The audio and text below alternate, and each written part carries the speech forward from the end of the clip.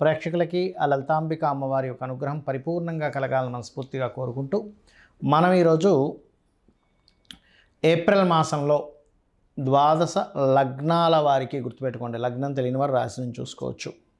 ఏ విధంగా ఉండబోతుంది, ఏ విషయాల పట్ల జాగ్రత్త వహించాలి, ఏ దేవత ఆరాధన చేసుకోవాలనేటువంటి విషయాలు చెప్తుంది నేనైనప్పటికీ కూడా చెప్పేస్తుంది సాక్షాత్ లలిత అమ్మవారిగా భావిస్తూ ఈ నెల గ్రహస్థితి ఎలా ఉంది అని చూసుకున్నట్లయితే మనకి మేషరాశికి అధిపతి అయినటువంటి కుజుడు మూడో తేదీ నుంచి ఏప్రిల్ 3 నుంచి నీచంలోకి వెళ్తున్నాడు కర్కాటకంలో. వృషభంలో గురువు, అదేవిధంగా కన్యలో కేతువు. రవి మేషంలో 14వ తేదీ నుంచే మేషంలోకి మారుతాడు. 14వ తేదీ ముందుకి ఆ యొక్క శని, రాహువు, రవి, బుధ, శుక్ర పంచగ్రహ కూటమి నడుస్తూ ఉంటుంది. 14వ తేదీ నుంచి 4 గ్రహాలు కలిసి ఉంటాయి 12వ స్థానంలో. ఈ యొక్క గ్రహస్థితిని అనుసరించి ద్వాదశ లగ్నాలు లేదా రాశుల వారికి ఏ విధంగా ఉంటుందనే విషయం మనం ఇప్పుడు తెలుసుకుందాం. వృషభ లగ్నము, వృషభ రాశి. వృషభ లగ్నం వారికి లేదా రాశి వారికి కనుక చూసుకున్నట్లయితే మీకు ఏకాదశంలో అధిక గ్రహాలు ఉంటున్నాయి. సో అన్ని రకాల లాభాలు, చేసేటువంటి ప్రయత్నాల్లో సక్సెస్ అవ్వడం అనేటువంటిది ఇస్తుంది సహజంగా పాపగ్రహాలు ఏకాదశంలో ఉన్నప్పుడు. అయితే మీకు ఈ 3వ తేదీ 3 ఏప్రిల్ నుంచి కుజుడు నీచంలోకి ఎంటర్ అవుతున్నాడు.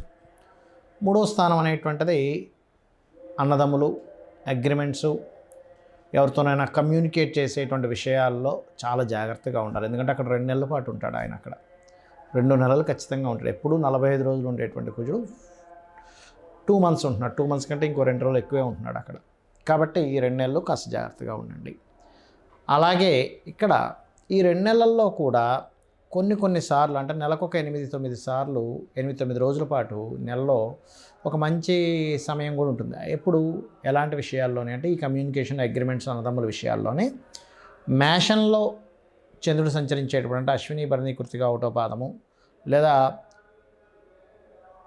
కర్కాటకంలో అంటే చంద్రుడు ఆ నక్షత్రాల్లో ఉన్నప్పుడు ఎప్పుడు పునర్వసు 4వ పాదము, పుష్యమి, ఆశ్లేష నక్షత్రాల్లోని, లేదు తులారాశిలో సంచరించేటప్పుడు అంటే చిత్తా 3-4 పాదాలు, స్వాతి, విశాఖ నక్షత్రాల్లో సంచరించేటప్పుడు, లేదంటే మకర, కుంభరాశిలో సంచరించేటప్పుడు గుర్తుపెట్టుకోండి. ఈ సమయాల్లో సంచరించేటప్పుడు చంద్రుడు మీకు మంచి ఫలితాలు ఇస్తాడు, అందులో ఎటువంటి సందేహం లేదు. ఓకే, అయితే అంటే ఈ చంద్రుడు ఈ సంచారం జరిగేటప్పుడు 3లో కుజుడున్నా మంచి ఫలితాలు ఇస్తాడు. అసలు సాధారణంగా 3లో కుజుడు ఉన్నప్పుడు ఏంటంటే మీకు ధైర్యము, సాహసము, మొండితనం పెంచుతాడు వృషభం వారికి. ఈ వృషభ లగ్నం వారికి ఈ సమయాల్లో భయపడకండి. మిగతా రోజులు మాత్రం అగ్రిమెంట్స్, కాంట్రాక్ట్స్ విషయంలో కొంత జాగ్రత్తగా ఉండండి. అలాగే 14వ తేదీ నుంచి రవి మారుతాడు. అప్పటి వరకు పంచగ్రహ కూటంలో ఉన్నటువంటి రవి బయటికి వచ్చి మేషంలో 12వ రాశిలోకి వచ్చినప్పుడు పూర్వీకులు ఎవరైనా యాన్సిస్టర్స్ ప్రాపర్టీస్ విషయంలో కొంత మీకు కలిసి రావడము, కాకపోతే గవర్నమెంట్కి సంబంధించిన కొన్ని అంశాల వల్ల కొంతవరకు ఫైనాన్షియల్గా కొంత స్ట్రెస్ 14వ తేదీ నుంచి ఉంటుంది, ఒక నెల రోజుల పాటు అక్కడ ఏప్రిల్ 14 నుంచి. ఇక సంతానం కోసం ప్రయత్నం చేసేవాళ్ళు, రాజకీయ నాయకులు కొంచెం జాగ్రత్తగా ఉండండి. బికాజ్ ఆఫ్ ఇక్కడ మీకు పంచమంలో కేతు ఉన్నాడు కాబట్టి. ఇక అదేవిధంగా ఉద్యోగ సంబంధించిన విషయంలో కొంత గ్రోత్ ఉంటుంది, వ్యాపారాల్లో కూడా కొంతవరకు గ్రోత్ ఉంటుంది. కాకపోతే నిర్ణయాలు తీసుకునేటప్పుడు కాస్త గణపతిని తలుచుకొని నిర్ణయం తీసుకోండి, అన్ని విధాలా మీకు బాగుంటుంది. గణపతి ఆరాధన, విష్ణు ఆరాధన చేయండి, అన్ని విధాలా బాగుంటుంది మీకు. చాలామందికి ఈ కొత్త సంవత్సరం రాబోతుంది కదా, శ్రీ విశ్వవసు నామ సంవత్సరము. ఈ సంవత్సరంలో మేము ఏం చేస్తే ఇబ్బంది పడకుండా ఉంటాము.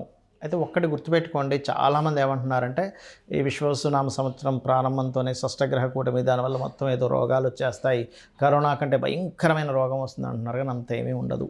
ఏదైనా చిన్నవి ఏమైనా వచ్చిపోతాయి, కానీ కరోనా కంటే భయంకరమైన రోగం అస్సలు రాదు, మీరు రాసి పెట్టుకోవచ్చు. ఒకటి. రెండవది ఏంటంటే ఇక్కడ గుర్తుపెట్టుకోవాల్సిన అంశం, కొత్త సంవత్సరంలో అసలు మీరు ఏమి చేస్తే ఇబ్బంది పడకుండా ఉంటారు. ఎందుకంటే ఒకవైపు మనం చూస్తున్నట్లయితే జాబ్స్ తగ్గుతూ వస్తున్నాయి. మనం ఆల్రెడీ 2.5-3 సంవత్సరాల క్రితమే అమ్మవారి అనుగ్రహంతో ప్రిడిక్ట్ చేయడం జరిగింది.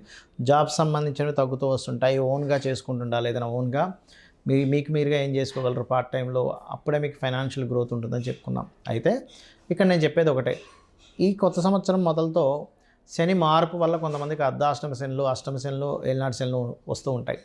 ఈ శని యొక్క ప్రభావం మీకు పాజిటివ్గా పనిచేయాలి అంటే ఒకటే గుర్తుపెట్టుకోండి, మీరు ఎట్టి పరిస్థితుల్లో కూడా మధ్యాహ్నం పూట నిద్రపోవడం చేయకండి. మీ పరిసరాలు నీట్గా ఉండేలా చూసుకోండి. ఇండ్లు కానీ ఆఫీస్ కానీ ధూళి దుమ్ము ఎక్కువ ఉండకూడదు.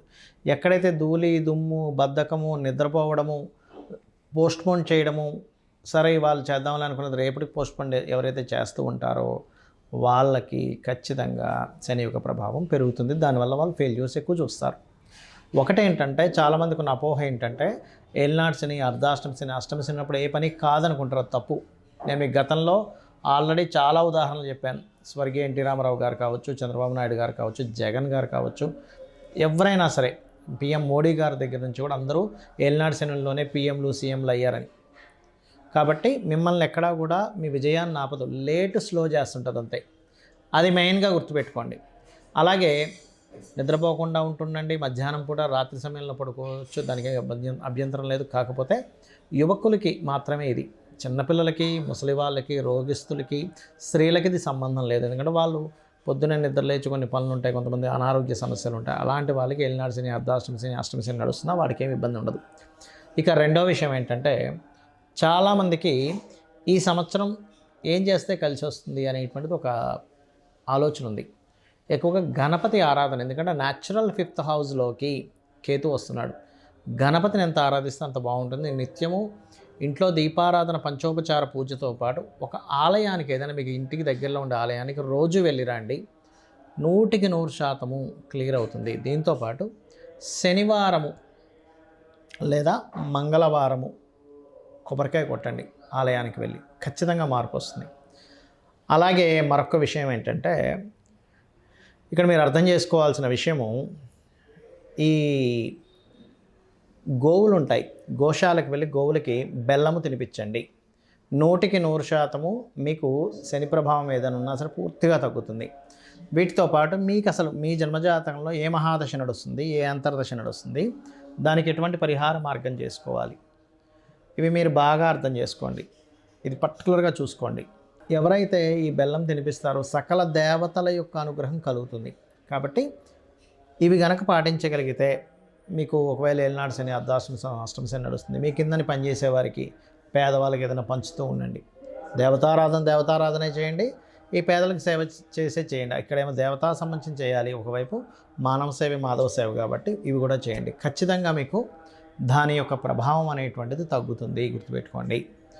ఇక మరొక విషయం ఏంటంటే మీ మహాదశ, అంతర్దశ పరిశీలనతో పాటు ఏదైనా గుర్తుకోండి, మీ గ్రహస్థితులు ఎలా ఉన్నా ఇంట్లో కూడా కొన్ని మార్పులు చేసుకోవాలి. ఏమిటంటే ఉత్తరం వైపు ఎట్టి పరిస్థితుల్లో డార్క్ కలర్స్ లేకుండా చూసుకోండి, ఉత్తరం వైపు.